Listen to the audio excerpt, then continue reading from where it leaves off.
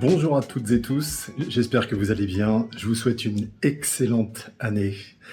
Tous les souhaits, tous les rêves, tout ce que vous voulez réaliser, que ça se fasse.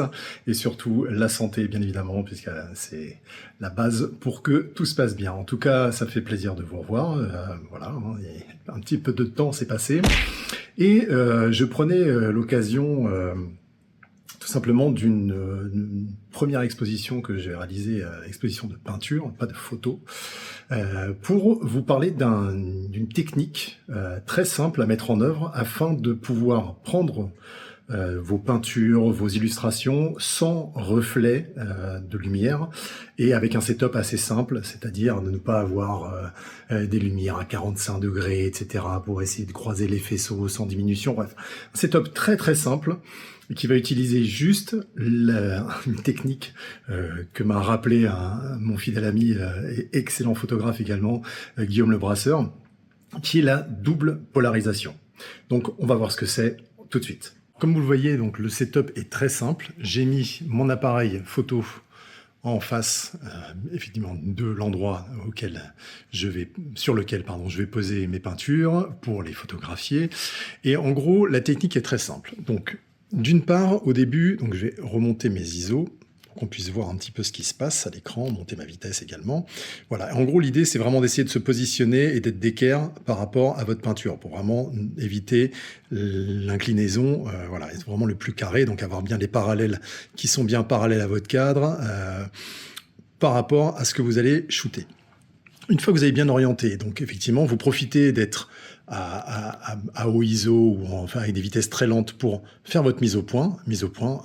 Voilà. Une fois qu'elle est faite, je vous conseille même à la limite de le faire en manuel, comme ça vous êtes sûr que vous n'y toucherez plus. Là, moi, je suis en back button focus, donc en gros, j'ai la mise au point qui se fait ici. Donc, une fois qu'elle est bien réalisée, je peux revenir à mes vitesses de shooting. Donc, je vais aller au 180e, voire même au 250e. Je vais baisser tout simplement... Je vais remettre mes ISO à 100 ISO et vous voyez que rien qu'en faisant ça, donc j'atténue énormément la lumière ambiante et ça c'est ce qui m'intéresse, c'est-à-dire qu'en tout cas sur ma peinture, vous voyez là si je prends la photo, je sais que, donc j'ai mis un petit délai pour éviter que ça bouge, donc vous voyez, regardez, si je montre la photo, on voit qu'il n'y a absolument rien. Bien sûr, on voit un petit peu le ciel derrière, mais ça n'a aucune importance et aucune incidence puisqu'il n'y a pas de lumière directe qui vient par là, donc ça ne va pas être gênant du tout. Et mes autres paramètres de prise de vue, donc je suis à ISO 100, je suis à f8, donc pour avoir une profondeur de champ relativement aisée, même si je sais que j'ai pas besoin de beaucoup de profondeur de champ, mais je tiens quand même à ce que toute la toile soit en net, en tout cas dans la zone de netteté. Et je suis au 250e qui est à peu près la vitesse pour ce boîtier de synchro flash. Et ça, j'ai déjà fait des épisodes là-dessus, donc je vous renvoie à ces épisodes. La seule différence, c'est que aujourd'hui, sur cet appareil, ce qu'il y a, c'est qu'il y a un polarisant. Alors, ce filtre polarisant, qu'est-ce qu'il va faire? Il va me permettre de faire une première polarisation. Ça veut dire qu'il va permettre de couper certains rayons, de ne laisser passer qu'une direction, on va dire, des faisceaux lumineux. Et donc, à côté, j'ai un flash, et vous voyez que le flash, donc, il est quasiment en plein centre. Je l'ai mis au demi de sa puissance, avec un tiers de diaph de moins, donc assez puissant, mais ça, je vais vous expliquer pourquoi. Tout simplement parce que la double polarisation, comment elle fonctionne que l'appareil va couper, enfin ne laisser passer que certains rayons, et ce que je vais faire, c'est que, par l'intermédiaire d'une simple feuille comme celle-ci, qui est une feuille polarisante, vous voyez, ça c'est une feuille polarisante, vous pouvez en acheter, ça coûte vraiment absolument rien, même en ligne. Et en gros, ce que je vais faire, c'est que je vais couper les rayons avec le flash. Donc en gros, le flash va envoyer une certaine direction de rayon. Alors là, je simplifie, je suis désolé, je simplifie énormément la théorie, mais pour vous expliquer. En gros, ce qui va se passer, c'est très simple, c'est que ici, la lumière va être directionnelle et n'envoyer qu'une certaine direction qui va être reflétée ensuite pour venir vers l'appareil. Et l'appareil, elle, en fait, je vais mettre le filtre de l'appareil à 90 degrés pour couper ces réflexions. Et vous allez voir que c'est assez magique puisque Donc là, en l'occurrence, si je prends la photo, hop, avec le flash, donc vous voyez qu'il a démarré, ce qui se passe, c'est que j'ai un joli reflet bien, qui gâche absolument tout. Et ce que je vais faire maintenant, c'est que je vais juste, hop, prendre cette petite feuille. Allez, regardez, je la mets juste ici, devant, là, à 90 degrés, donc comme ça, tout simplement. Et là, ce qui va se passer, alors là, par contre, je vais pas y arriver comme ça. Donc, je vais essayer quand même de le faire. Alors, attendez, bougez pas un instant. En fait, c'est la technique, hein, technique roots. Hop. Voilà, on va la mettre comme ça. Ça marche pas, c'est pas grave. Donc là, j'ai déclenché, donc vraiment avec cette position de polarisant. Et qu'est-ce qui va se passer quand je vais vous montrer le résultat? Et bien tout simplement, il n'y a plus du tout de reflet. Donc vous voyez, avant, après, avant, après. Voilà.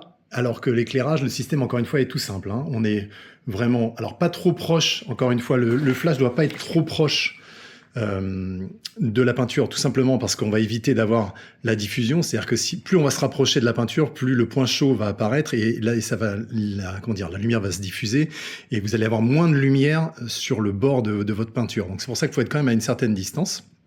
C'est pour ça que la distance, a priori, avec l'appareil, et l'appareil, pour info, il est mis, vous voyez, je suis un peu plus que 50 mm, donc avec un peu moins de distorsion, donc je suis assez fidèle. Et l'avantage avec cette technique-là, c'est que du coup, je peux photographier sans le moindre reflet, et je vais pouvoir donc enquiller mes tableaux comme ça, tranquillement.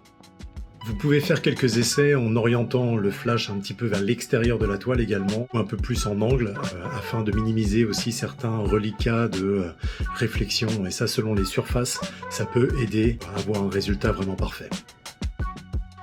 Et puisqu'on parle d'œuvre, il y a une chose qui est très importante, indépendamment de l'éclairage et donc des reflets, ce sont les couleurs. Et vous savez que pour ça, il n'y a rien de mieux que d'utiliser une charte colorimétrique qu'il faut positionner donc devant votre œuvre avec la même source d'éclairage, donc là en l'occurrence mon flash.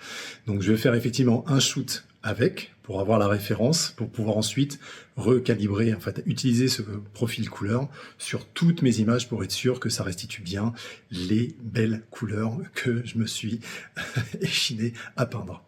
Très important ça.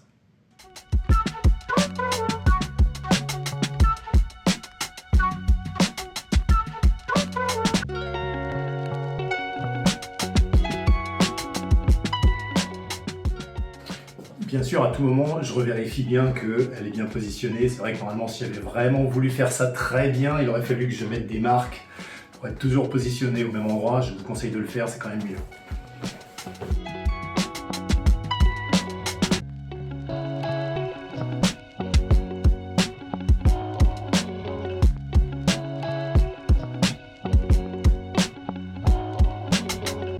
Donc là, par contre, sur celles-ci, qui sont des formats un petit peu plus petits, je vais baisser l'appareil, décaler, voilà, ici, ça devrait être bon.